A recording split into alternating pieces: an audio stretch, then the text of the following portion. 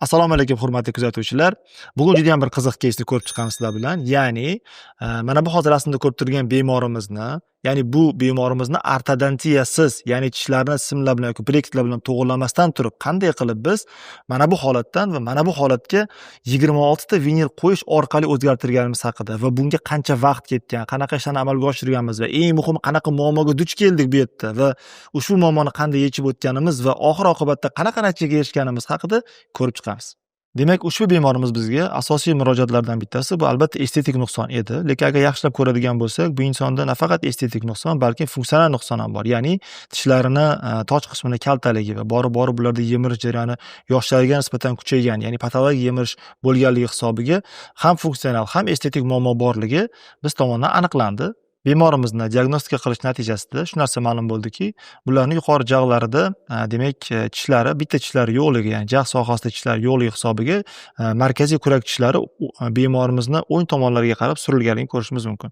Va buning natijasida xuddiki bemorning nafaqat tishlari, balki umuman yuzlari ham xuddi shu bir tomonda asimetriya borlik belgilarini sezishimiz mumkin.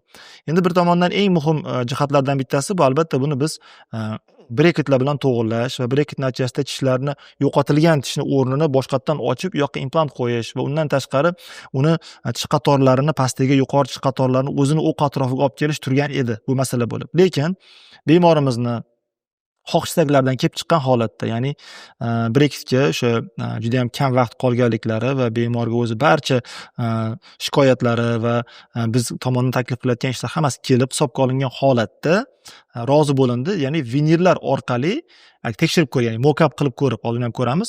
Mock-up qilib ko'rish orqali agar vinil breketsiz amalga oshish imkoniyati bo'lsa, uni narsani amalga oshirib ko'rish imkoniyatini biz muhokama qildik va shu narsani keyingi etapda hozir uni ham sizlar bilan ko'rib chiqamiz.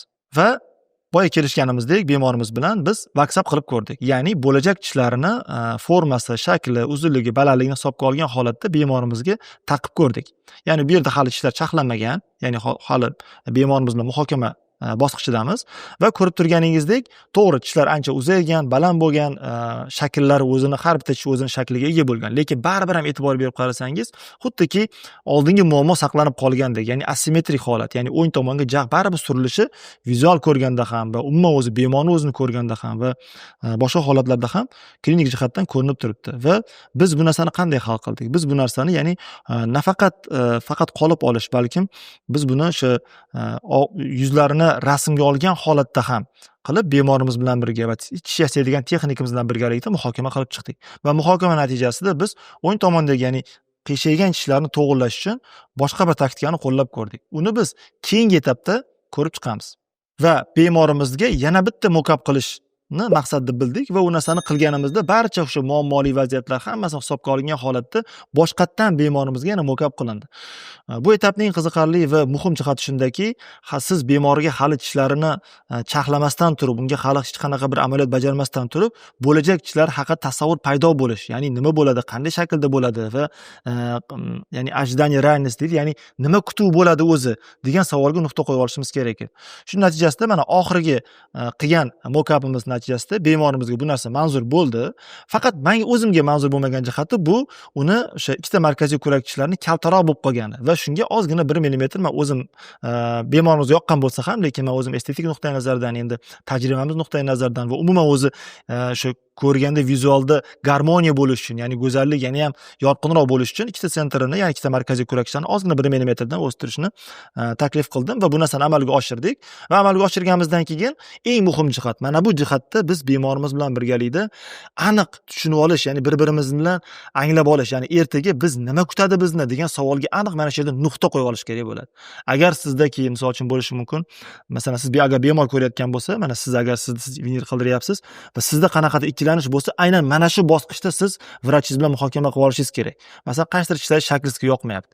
Yoki aytaylik tishlari juda ham to'rtburchak bo'lib qolgan, yoki aytaylik juda ham uchburchak bo'lib qolgan, yoki aytaylik masalan ko'pincha bemorlarimizda bo'ladi, kurak tishlarim juda ham nima deydi, o'tnas bo'lib qolibdi yoki juda ham o'tkir bo'lib qolibdi deydi. Mana shunaqa vaziyatda siz shifokor stomatolog bilan, ya'ni o'zingizni vinil qildirayotgan shifokoringiz bilan aynan gaplashib, mana shu yerda muhokama qilib olish kerak. Chunki agar mana shu yerda muhokama qilib olinmasa, keyingi etaplar aynan mana shu etapni namunasi asosida ketadi. Shuning uchun mana shu yerda biz bemorimiz bilan muhokama qilib oldik, nuqta qo'yib oldik, bo'ldi. Bemor ham, men ham biz bilamiz ertaga nima natija kutishimizni.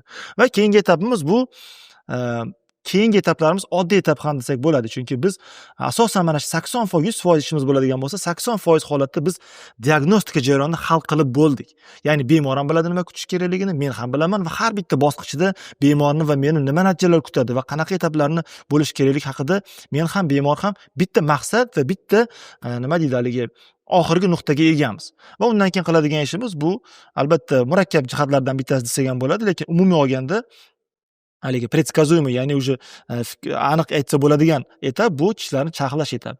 Lekin charxlatgan paytda ham e'tibor berishimiz kerak bo'ladi. Biz charxlash etabi shunaqa etapki, sizni boshidagi qilgan mokapingiz asosida charxlash etabi bo'ladi va qanaqa rang bo'lishiga qarab turib tishlarni charxlash dizayni, qanchalik chuqur, kam, ko'p charxlanishi va qanday charxlanishi muhokama qilinadi. Va biz albatta buni bemor bilan muhokama qilmaysiz, chunki charxlash va albatta to'g'ridan-to'g'ri shifokor stomatologning vazifasiga kiradi, to'g'ri charxlash va siz ko'rib turganingizdek, mana tishlarimizni, bemorimiz tishlarining charxlangan holati rasmda e'tibor bergan bo'lsangiz, biz 3-tipni tanlaganmiz. Charxlash bo'yicha vinillarning turlari, tiplari ko'p, bu haqida ko'p gapirganmiz va nima uchun aynan 3-tip? Chunki birinchidan biz bemorimizni ranglarini kamida 2 yoki 3 tonga o'zgartiryapmiz. Bu esa ranglar nafaqat funksiyani tiklayotgan paytimizda, balkim ranglarini ham o'zgartirayotgan paytda tishlarni hamma yo'g'i bir xil tuzumda va bir xil rangda ko'rinishi uchun biz oralarni ochishga majbur bo'lganmiz birinchidan. Ikkinchidan, bemorimizni ko'p holatlarida gigiyenadagi muammolar borligi sababli kontakt karieslar ko'pligi uchun ham gigiyenik nuqtai nazardan va keyinchalik gigiyena saqlab qolish va gigiyena qulay bo'lishini amalga oshirish uchun biz o'rtalarni ochib 3-tipni tanladik va iloji boricha emalda qolishga harakat qildik. Garchi tishimiz 2 yoki 3 tonga baland bo'lsa ham, bleach oilasiga taalluqli bo'lgan rang tanlagan bo'lsak ham, lekin agar yaxshilab qaraydigan bo'lsak, biz emal qismida qolganmiz. Bu esa bizning vinillarimizda mustahkamroq yopishishiga va keyinchalik tishlarimizda minimal holati charxlanishi va uzoqroq xizmat qilishiga, 10 yil, 15 yil balki undan ham ko'proq xizmat qilishiga asos bo'ladigan qismlardan biri hisoblanadi. Va charxlab bo'lganimizdan keyin qolip olinadi. Qolip olib bo'lganimizdan keyin biz bo'lajak tishlarni yasash uchun tish texnik laboratoriyasiga jo'natamiz. Va mana shu ham juda ham muhim jihat, chunki siz agar yuqori estetik nuqtai nazardan yuqori estetik natijaga erishmoqchi bo'lsangiz, bu albatta shifokor stomatologlarimiz uchun ham kerak bo'lsa, o'sha bizni ko'rib turgan bemorlarimiz uchun ham juda ham muhim narsa. Ko'pincha vrachni, ya'ni shifokor stomatologning ishi aynan ko'zga ko'rinmas bo'ladi odatda. Faqat sezilishi mumkin. Ya'ni ovqat chaynashingizda, og'iz ochib yopishingizdagi qulayliklar, bo'g'imlarda keyinchalik muammo bo'lmasligi aynan ko'proq vrach stomatologning vazifasiga kiradi va ko'proq xizmat qilishi. Lekin aynan estetik nuqtai nazari, tishlarning rangi, shakli, undagi nima deydi, masalan, hozir bemorimiz agar ko'radigan, shu misolda ko'radigan bo'lsak, prozrachность deymiz, ya'ni o'sha mamilomalarni, ya'ni o'sha tabiiylik effektlarini, qismlarini bo'lish aynan bu ko'proq tish texnik laboratoriyadagi mutaxassislarning vazifasiga kiradi. Shuning uchun yaxshi natija olmoqchi bo'lsangiz yoki yaxshi sifatli ish qiladigan bo'lsangiz, albatta laboratoriyadagi o'sha tish texniklarini ham, mutaxassisni ham o'ziga yarasha tajribasi, bilimi va mahorati kerak bo'ladi. Va mana shu hozir ko'rib turgan vaziyatingizda bu mahoratdan juda ham qoyilmaqom tarzda amalga oshirildi va bemorimiz jihatdan o'sha o'zlari tanlagan bleach ranglar oilasiga kiradigan ranglar tanlandi, lekin e'tibor berayotgan bo'lsangiz juda ham yorqin rang emas, lekin shu bilan birgalikda bemorimiz o'zlarini holatlariga, yuzlarining terili ranglariga, agar shakllana oladigan bo'lsa, yuz shakllariga juda ham mos tushgan va okklyuzion jihatdan ham, funksional jihatdan ham, ya'ni ovqatni chaynash, og'iz ochib yopilish holatlari ham o'zini holatida, norma holatda turganini ko'rishimiz mumkin bo'ladi. Bu og'izni ochilgan holatdagi holatlarni ko'rib turibsiz hozir va keyingi rasmda esa bu kulgi holatdagi rangni ko'rib turibsiz. Agar shu holatni o'zini ham agar solishtiradigan bo'lsak, biz tishlarimizni boyagi qiyshiqroq tomonga, ya'ni o'ng tomonga surilganligini xuddiki o'zlarini tishlarini, ya'ni katta jarohat yetkazmagan holatda vinillar orqali, eng muhimi breket qilmasdan turib, ya'ni bemorning vaqtini tejagan holatda va shu bilan birgalikda tishlarni o'zini holatini saqlab qolgan holatda, asosiy holatini, miqdor saqlab qolgan holatda vinillar yordamida biz mana bunday go'zal natijaga erishdik. Va bu holatni biz agar yuz misolida ko'radigan bo'lsak ham, mana yuzlaridan ko'rinib turibdi, hech qanday bir asimetrik holatlari yo'q. Tishlar ham o'zining shakllarida, tishlar ham o'z o'rni, markaziy ko'rak tishlar, yon ko'rak tishlari ham hammasi o'zining shakl, o'rni va eng muhimi gorizontdagi qiyshiqlik yoki egrilik ham to'g'rilangan holatni ko'rishimiz mumkin bo'ladi. Meni ismim Farhod Usmonov. Ushbu total reabilitatsiyalar, xususan hozir muhokama qilganimizdek vinirlar sohasida 10 yildan ortiq tajriba va bilimlarga egamiz va qolaversa bu bilimlarni doimiy ravishda xorijdagi eng nufuzli ushbu sohani ustalari bo'lgan yetuk professorlardan va mutaxassislardan doimiy ravishda bilimlarni oshirib kelmoqdamiz. Agar sizga ishonchli, mahoratli va professional mutaxassislarni xizmat kerak bo'ladigan bo'lsa, biz bilan bog'laning, biz sizni kutamiz.